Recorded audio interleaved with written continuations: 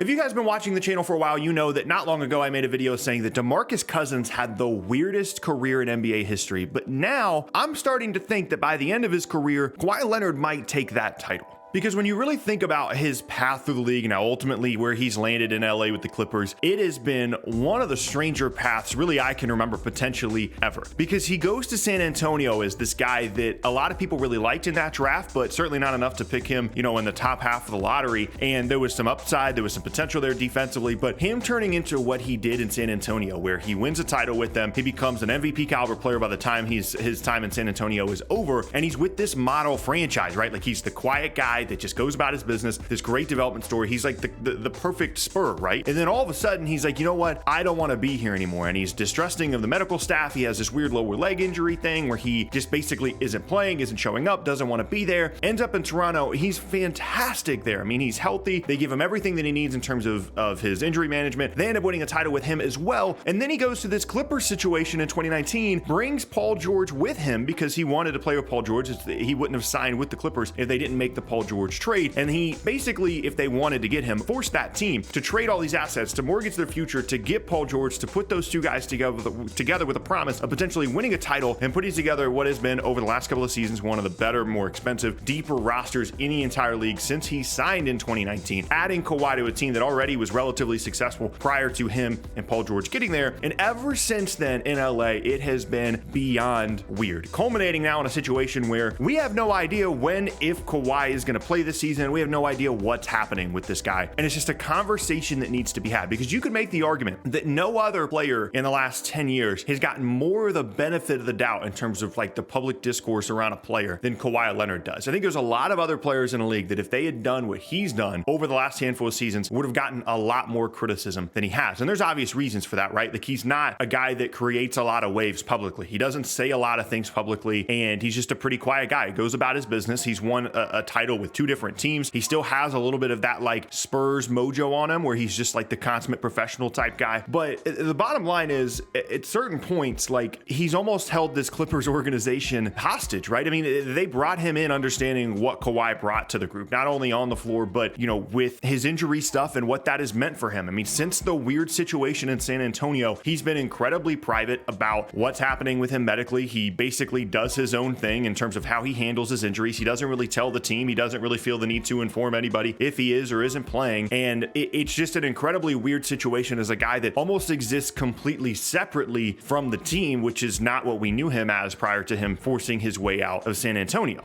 And the reason that all this is important and interesting is that the Clippers have had multiple opportunities over the last handful of seasons since Kawhi got there in 2019 to win an NBA title. Like I thought going into the bubble, they were the best team in the league. I picked them to win the title. I thought they were the most complete team. They had great two-way players. Kawhi and Paul George were playing well. I thought they were going to be able to guard super well. Those two guys were both kind of at their peak, and that just didn't happen for them. They completely fell apart. They blow the 3-1 lead. Doc Rivers gets fired, and the whole trajectory of everything with the Clippers really shifted in that moment, because then you go to the following season and Paul George is awesome, and you know, Kawhi hurts his knee. They go to the conference finals for the first time ever, and then they fall apart again, and they are not able to get past the Suns, and they miss out an opportunity partially and mostly because of Kawhi's injury. And now we fast forward to this year, and he's just not playing. And I'm not trying to say that Kawhi is just quitting on the team and he's choosing not to play. It's obvious that he's frustrated that he's not out there, that he hasn't been able to recover from this knee injury the way that he wants to. But it's also at least relatively clear that nobody knows what's happening with this guy, and that's been a theme for him since he left San Antonio in the few years prior. He doesn't tell anybody what's going on. He exists almost completely separately from the team. And when you're trying to build a competitive roster and to build a team with championship aspirations, that's a really difficult thing to deal with as a team. And now you're looking at a guy that is coming back from another significant lower leg injury issue, someone that is continually getting older and just cannot seem to get on the floor. And I understand why he gets so much benefit of the doubt, right? It's a few of the things that we talked about earlier in the video. There's a clear championship pedigree there with Kawhi. He was unbelievable with Toronto when they went and won the title that season. And like, there's really nothing you can compare it to in terms of a guy showing up for one season, winning a title, and then leaving. There's nothing you can compare it to. And he's an incredible player. He's an MVP caliber guy, arguably the best two-way player in the league at his peak when he was, you know, fully healthy and ready to go, I understand why he gets that benefit of the doubt. It's really hard for me to believe that other players in this situation wouldn't be getting way more criticism than what Kawhi has gotten. And again, I understand it's a difficult situation right now because what's happening with him now is he just can't recover from this knee injury. But it goes back to, again, every team in the league, when you go and look at like that summer 2019, right? The Lakers trading for Anthony Davis, the Clippers getting Kawhi and trading for Paul George, and the Nets getting KD and Kyrie, and then ultimately trading for James Harden. Every team in the league would have done any of those three moves 100 out of 100 times, especially if they knew that the Lakers were going to end up winning the title. They would do those moves 100 out of 100 times. It's the whole point of why you chase these things. And each of those teams put themselves in a position to potentially win a title over the next handful of seasons after those moves in 2019. But you really have to wonder, given how good Shea has been in Oklahoma City, given some of the assets that they traded away and those assets that they still owe, and how locked into, whatever this core has been around Paul George and Kawhi, given how locked into that they've been, you really have to wonder if they knew this would be the outcome. They make a conference finals, but now the future is very, very uncertain in terms of what they can be as a contender this year, if they're ever going to get healthy at all those different things. You really have to wonder if they would have made that move, and if they would have traded away Shea, and if they would have just continued to run it back with the fun young Clippers and try and continue to win 50 games and do all these different things. You really do have to wonder if that's something that they would have done. I still think that they certainly would have, even given the way that it's gone, because there's a lot of different ways that this could have gone really well. If the bubble never happens in 2020, I seriously believe they were the best team in the league, and they were the team least well suited to